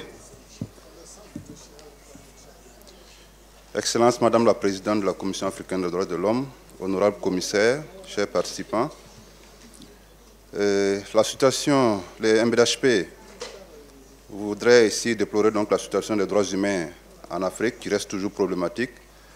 L'extrême pauvreté, la misère, les guerres, la corruption, l'impunité des crimes économiques et des sangs, la malgouvernance, etc., sont autant de facteurs à l'origine de multiples violations des droits humains sur le continent, malgré les potentialités énormes dont dispose ce continent. Au Burkina Faso, notre mouvement fait le constat de multiples violations, atteintes aux droits et libertés fondamentales, mais relève aussi l'approfondissement des luttes populaires pour la quête d'un mieux-être au Burkina. Nous voudrions ici relever quelques éléments de préoccupation en termes de violation des droits humains. Premièrement, donc, la situation sécuritaire difficile qui engendre donc la violation de plusieurs droits humains. Deuxièmement, les atteintes aux libertés publiques. Et enfin, la situation préoccupante des droits des personnes handicapées. Concernant la situation sécuritaire, nous notons qu'au Burkina Faso, cette situation s'est fortement dégradée du fait des attaques terroristes, devenues quasi quotidiennes et touchant pratiquement toutes les régions du pays. Les promesses et autres assurances des autorités politiques n'ont pas permis d'endiguer le mal. Cette faiblesse à assurer la sécurité des personnes et des biens révèle clairement les carences du système sécuritaire. Ce faisant, l'on assiste avec regret et consternation à la banalisation de la vie humaine, aux atteintes inacceptables à l'intégrité physique des citoyens ainsi qu'au droit à l'éducation. Depuis le début des attaques terroristes en 2015, à la date du 27 septembre 2018, le bilan fait état d'au moins 229 personnes tuées et plus de 200 blessés. En avril 2018, on notait la fermeture de 216 écoles, avec pour conséquence plus de 24 000 élèves exclus du système éducatif national. Le MBDHP interpelle le gouvernement à prendre des dispositions idoines pour assurer aux citoyens leur droit à la sécurité, au respect de leur intégrité physique et d'assurer le droit à l'éducation à l'ensemble des élèves des localités concernées. Concernant les atteintes aux libertés publiques, nous notons que l'année 2018 a été marquée par une multiplication d'actes de remise en cause des libertés publiques au Burkina Faso, notamment les libertés de manifestation, d'association, de réunion et d'expression, etc. À titre d'illustration, notre mouvement note les faits marquants suivants: la répression des manifestations populaires, l'inculpation et la condamnation des cyberactivistes, les velléités d'interdiction des sittings sous le prétexte d'un avis du Conseil d'État, la criminalisation de l'insurrection dans le nouveau code pénal, etc. Le MBDHP tient à rappeler au gouvernement que la conquête des espaces de liberté a toujours été au cœur des combats que mène le peuple burkinabé et qui ont abouti à l'insurrection populaire d'octobre 2014 et à la résistance victorieuse au putsch de septembre 2015. Restreindre ces libertés, c'est trahir la volonté populaire clairement exprimée au cours de ces mobilisations historiques. Enfin, concernant donc la situation, la préoccupation donc des droits des personnes handicapées, il faut noter que le Burkina Faso a ratifié donc la Convention relative aux droits des personnes handicapées ainsi que son protocole facultatif le 23 juillet 2009. Cet important texte a été internalisé par la loi 012 portant promotion et protection des droits des personnes handicapées et par bien d'autres mesures réglementaires dont certaines doivent être revues et améliorées. Cependant, les personnes handicapées sont toujours victimes de nombreuses discriminations, notamment en matière de santé. En effet, il est à constater que très peu de mécanismes ont été développés pour faciliter l'accès aux services de santé de base dont les personnes handicapées ont besoin. Selon l'enquête biocomportementale réalisée en 2017 par l'Institut de recherche en sciences de la santé, la prévalence de l'infection à VIH était estimée à 4,6% chez les personnes handicapées, soit soit 5 fois supérieur à la moyenne nationale qui est de 0,8%.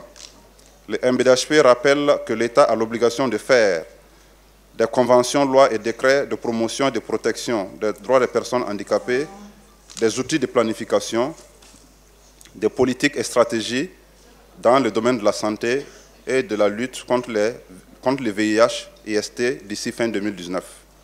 Excellences, Madame la Présidente, honorables commissaires, Mesdames et Messieurs, au regard de la situation précédemment décrite et prenant en compte les principaux défis en matière de droits humains au Burkina Faso, les MBDHP formulent les recommandations suivantes. Première, à la Commission africaine des droits de l'homme et des peuples d'envisager des visites de rapporteurs spéciaux au Burkina Faso en vue de formuler des recommandations pertinentes aux fins d'amélioration des droits humains dans le pays. À l'État burkinabé d'élaborer et de mettre en œuvre une véritable politique efficace de lutte contre le terrorisme et l'extrémisme violent, de procéder à un déploiement conséquent de l'administration, notamment judiciaire et sécuritaire, sur toute l'étendue du territoire national en vue d'assurer de façon souveraine la sécurité des populations des zones reculées. Et enfin, de planifier et de budgétiser le processus d'inclusion conformément aux dispositions donc, de la Convention relative aux droits des personnes handicapées pour une meilleure réalisation des droits humains des personnes handicapées. Plein succès aux travaux de la 60e session de la KDHP. Je vous remercie. Merci. Vos préoccupations rejoignent l'autre, en particulier s'agissant de la dégradation de la question sécuritaire au Sahel. Nous déplorons également l'impact de cette situation sur les droits civils, les droits politiques, les droits culturels et socio-économiques, notamment le droit à l'éducation.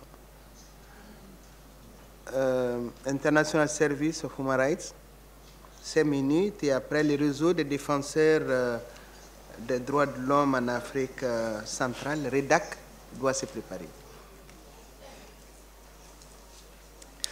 Madame la Présidente, honorable commissaire, est à partie, chers délégués. Le Service international pour les droits de l'homme saisit cette opportunité de la 63e session pour soulever ses préoccupations sur la situation des droits humains sur le continent, et plus précisément la situation des défenseurs des droits humains, mais aussi les avancées qui ont été constatées. Madame la Présidente, cette année marque la célébration des 70 ans de la Déclaration universelle des droits de l'homme, mais aussi les 20 ans de la Déclaration des Nations unies sur les défenseurs des droits humains. Néanmoins, malgré l'avènement de ces instruments et certaines avancées positives au plan international et continental, la situation des défenseurs des droits humains demeure encore fragile. Des restrictions sont imposées au travail des défenseurs des droits humains à travers l'adoption de lois tendant à contrôler les fonds reçus par les défenseurs, l'adoption de lois antiterroristes limitant la capacité des médias et des militants des droits humains à surveiller et rapporter les violences commises au nom de la lutte contre le terrorisme. Au Burundi, le gouvernement a récemment suspendu toute organisation non gouvernementale internationale sous réserve de signature de documents leur imposant des quotas ethniques et un contrôle injustifié de leurs finances. En République démocratique du Congo, 6 projets de loi en rapport avec la liberté de la presse, les manifestations publiques ou encore les associations sans but lucratif menacent le travail des défenseurs. Nous invitons le Burundi, la République démocratique du Congo et les États parties à la charte à mettre fin à l'adoption de ces lois restrictives. Au Burundi, Madame la Présidente, la situation des droits humains demeure préoccupante. Le pays continue de refuser de coopérer avec la commission d'enquête des Nations Unies, dont il a récemment déclaré les membres persona non grata, en dépit de la détérioration de la situation. En effet, le récent référendum visant à réviser la Constitution afin de permettre au président de rester au pouvoir jusqu'en 2034 s'est déroulé dans un climat peu propice à la tenue d'élections libres. Pendant la campagne du président, des citoyens ont été enlevés, assassinés et arrêtés arbitrairement pour avoir exprimé des opinions dissidentes. Nous appelons les autorités burundaises à collaborer pleinement avec les mécanismes régionaux et internationaux des droits humains, y compris la commission d'enquête des Nations Unies, pour mettre fin à ces violations des droits humains et à prendre toutes les mesures nécessaires pour mettre fin à l'impunité actuelle en traduisant en justice tous les auteurs de violations des droits humains. Par ailleurs, nous constatons que la répression envers les militants et défenseurs des droits humains continue d'être répandue sur le continent. En Égypte, d'éminents défenseurs des droits humains continuent d'être harcelés, est soumise à des restrictions arbitraires liées à l'affaire politiquement motivée des financements étrangers. Mohsen Hassan et Aza Soleiman, 2 défenseurs travaillant pour la promotion et la protection des droits de la femme, sont depuis 2016 sous le coup d'une interdiction de voyager. ASHR appelle le gouvernement égyptien à mettre fin à sa campagne de répression à l'encontre de tous les défenseurs des droits humains travaillant dans le pays. La situation actuelle de la société civile en Afrique demeure inquiétante, nécessitant de la Commission qu'elle puisse pleinement mettre en œuvre son mandat pour y faire face et agir pour la garantie des droits humains. Nous demeurons préoccupés par l'impact des récentes décisions de l'Union africaine sur l'indépendance de la Commission africaine. Nous appelons l'Union africaine à garantir l'indépendance de la Commission pour la pleine garantie de l'engagement de la société civile. Malgré ce tableau peu reluisant, il convient de souligner des avancées importantes observées sur le continent au travers de l'adoption par certains pays de lois spécifiques de protection des défenseurs des droits humains. C'est le cas de la Côte d'Ivoire, le Burkina Faso et le Mali, dont nous saluons les autorités et la société civile pour cet esprit de collaboration et d'engagement en faveur de la protection des défenseurs des droits humains. ASHR a eu l'honneur d'apporter son assistante technique dans tous ces processus d'adoption. Il est important de souligner ici, Madame la Présidente, que ces lois doivent être conformes à la Déclaration sur les défenseurs des droits de l'homme et à la Charte africaine et visent à créer un environnement propice au travail des défenseurs et non pas à restreindre leurs droits. À ce sujet, nous restons préoccupés par le processus actuel en République démocratique du Congo, dont le projet de loi en discussion contient de nombreuses provisions visant à restreindre le travail des défenseurs des droits humains. Nous appelons les autorités congolaises à veiller à ce que la loi qui sera adoptée soit conforme aux standards internationaux. Nous invitons la Commission africaine à suivre de près le processus de mise en œuvre de ces lois de protection, en particulier durant l'examen des rapports périodiques de ces pays et lors des visites de promotion et de protection dans ces pays. Je vous remercie. Merci. Vos préoccupations sont notées. REDAC et Ensemble contre la peine de mort doit se préparer. Merci Madame la Présidente. Excellence Madame la Présidente, honorables commissaires, Mesdames et Messieurs les représentants des États partis, chers collègues. Les membres du réseau des défenseurs, par ma voix, vous réitèrent leurs vives félicitations et leurs encouragements pour le travail immense de la Commission africaine. Nous remercions le gouvernement et le peuple de Gambie pour leur hospitalité. Madame la Présidente, depuis la dernière session, il y a eu des avancées en Afrique centrale. On a noté pas de coupure d'Internet ni des réseaux sociaux pendant les élections présidentielles du 7-10-2018 au Cameroun, législatives et locales au Gabon du 6-10, bien qu'Internet reste un défi au Tchad. On a noté une synergie d'action en RCA entre la société civile et les autorités dans la mise en œuvre des lignes directrices de la liberté d'association et de manifestation. Nous avons également noté un début de dialogue inclusif en Guinée équatoriale entre le gouvernement, les acteurs étatiques et non étatiques, bien qu'il reste des points de discorde. Tout ceci, Madame la Présidente, est à votre actif aussi. Tout de même, Madame la Présidente, les défis liés à l'alternance démocratique, au terrorisme, au conflit armé, à la libre circulation des biens et des personnes, et spécifiquement la crise sociopolitique au Cameroun, ont mis en exergue le manque de volonté politique des États dans la mise en œuvre et au respect des instruments et décisions de la Commission africaine, telles que les lignes directrices sur la liberté d'association de manifestation, les résolutions 275 sur la protection contre la violence et d'autres violations des droits de l'homme à l'encontre des personnes sur la base de leur identité ou orientation sexuelle, réelle ou supposée, ou de leur identité de genre, la 336 sur les mesures de protection du travail des femmes défenseurs des droits de l'homme, ainsi que la CADEC.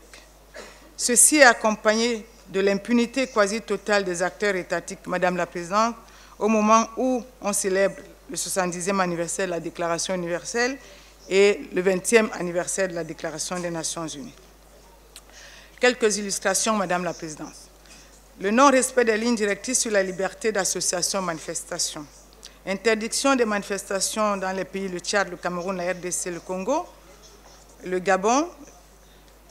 On a noté, par exemple, le mouvement Ras-le-Bol le 7 mai 2018 à Pointe-Noire, au Congo, l'association ETIA, Mouvement des jeunes et l'engagement citoyen pour le changement du 28 septembre, l'interdiction de la coalition REDAC, un monde à venir dynamique citoyen le 15 octobre 2018 à Douala. Les représailles et menaces à l'encontre des femmes défenseurs. On a noté Mme Ada Mba de Moda of Hope et Laura Tufom de Justice et Paix Baminda, toutes les deux travaillant dans le nord-ouest et sud-ouest du Cameroun. Les menaces de mort par les autorités locales d'une jeune activiste de la Lucha arrêtée et séquestrée par les agents de police.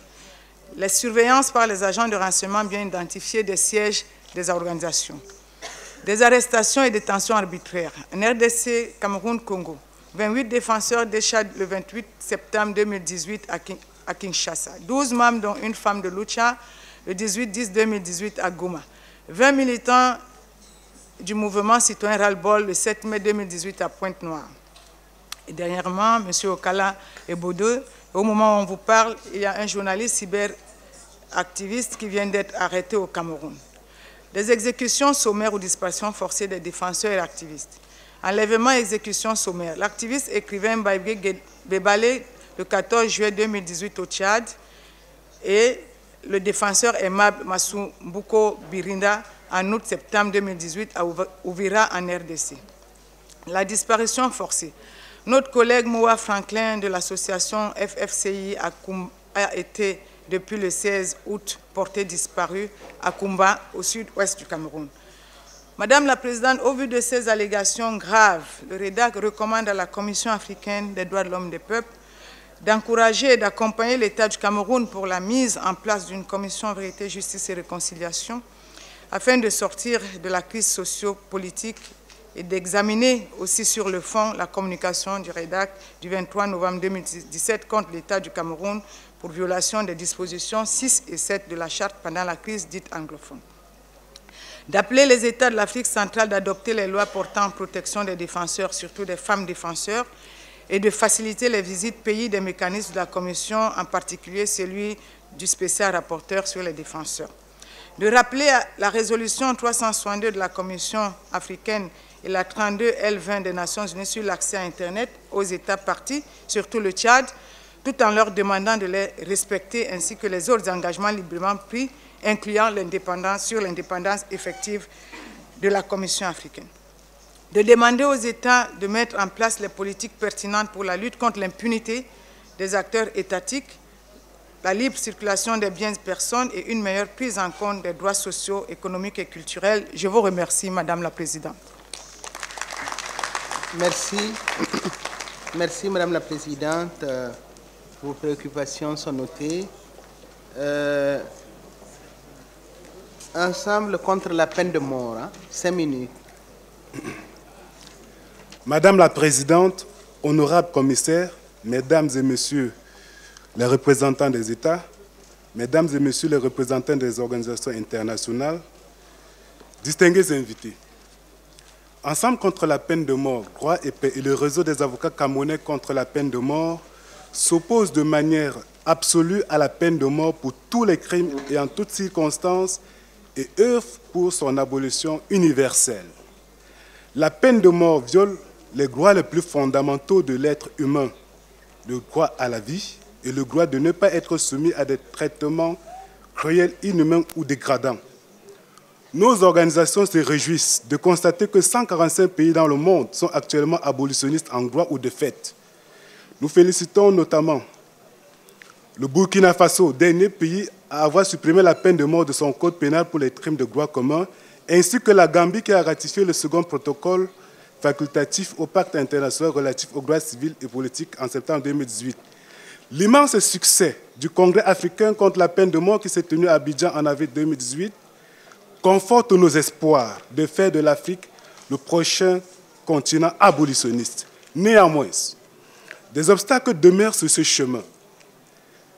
Si seulement 12 États africains continuent de recourir aux exécutions, 22 sont en moratoire de fait et continuent pourtant de prononcer des condamnations à mort. Ainsi, au Cameroun, pays en moratoire depuis 1997, 160 condamnations à mort ont été prononcées en 2016. Plusieurs condamnations à la peine capitale ont également eu lieu en 2017, bien que le nombre restent inconnues en raison d'un manque de transparence des autorités sur l'application de la peine de mort.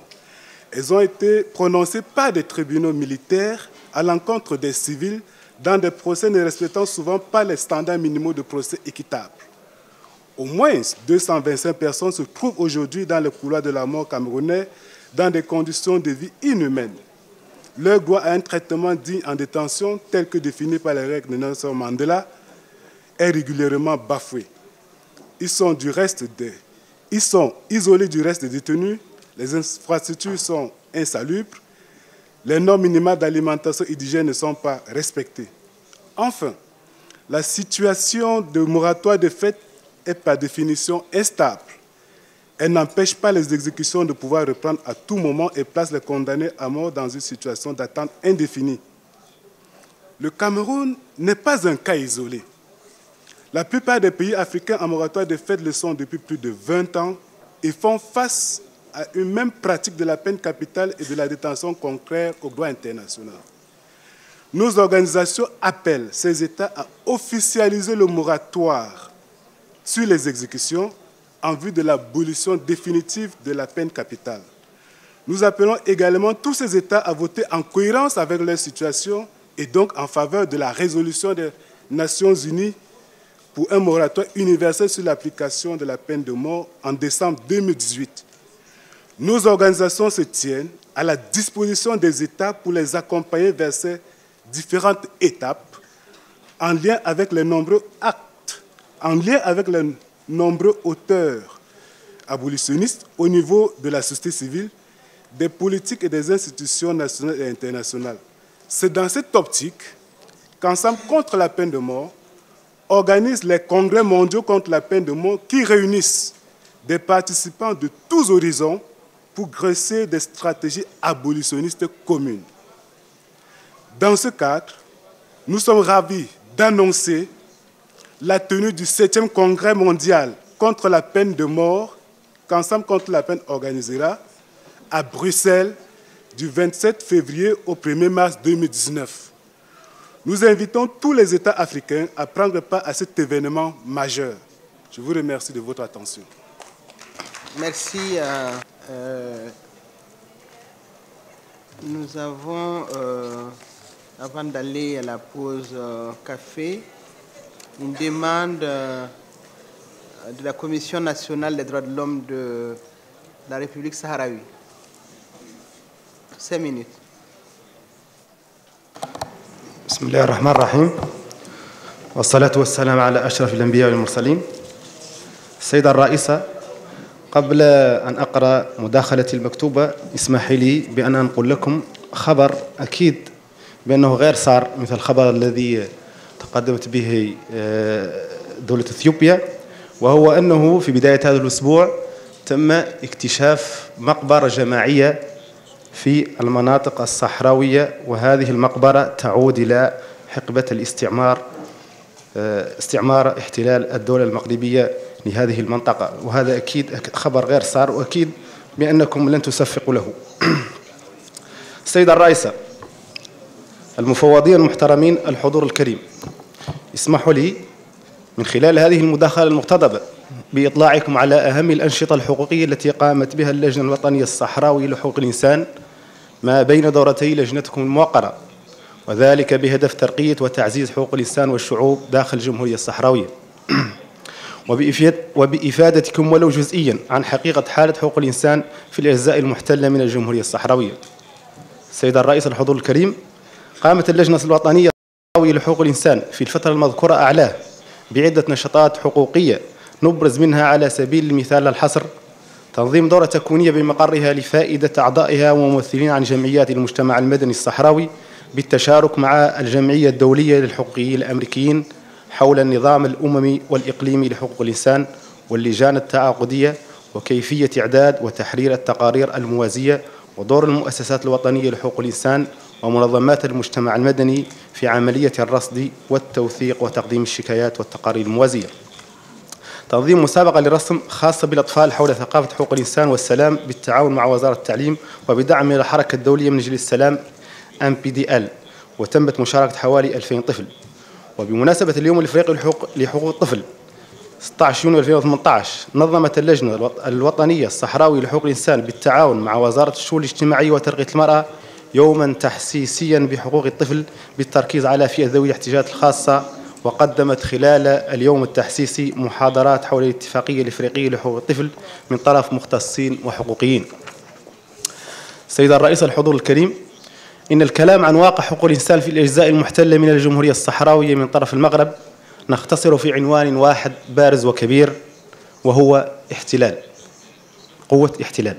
فجميع الحقوق الواردة في كل المواثيق والاتفاقيات الدولية والإقليمية ذات الصلة بحقوق الإنسان منتهكة من قبل الدول المغربية، كونها قوة محتلة تمارس أبشع الجرائم على شعب أعزل يناضل من أجل حقه في تقرير المصير وفق ما تنص عليه القوانين الدولية والقرارات الأممية والإفريقية.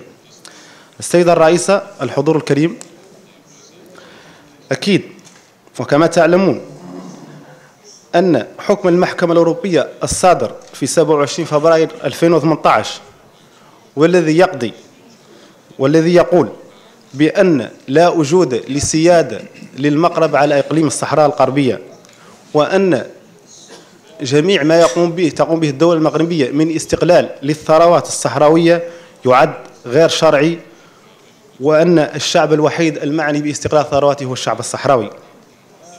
بالرغم من هذا الحكم يواصل المغرب نهبه للثروات الطبيعية الصحراوية، الشيء الذي يعرقل كل الجهود التي نقوم بها في مجال ترقية وتعزيز حقوق الإنسان في الجمهورية الصحراوية.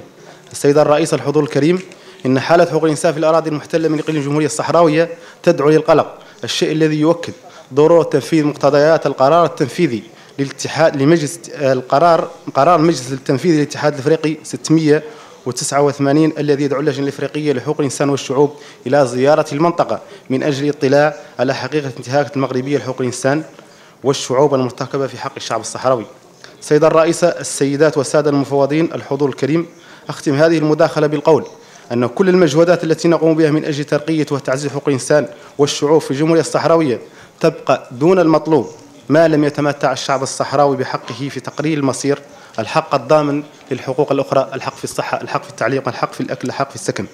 ومن هذا المنطلق أدعو اللجنة وأكرر من هذا المنطلق وبهذه المناسبة ومن هذا المنبر أدعو اللجنة الإفريقية لحقوق الإنسان والشعوب وأدعو الجميع وفود ومنظمات مجتمع مدني إلى المساهمة الفعلية والعمل على تمكين الشعب الصحراوي من حقه في تقرير المصير. والسلام عليكم ورحمة الله. شكرا.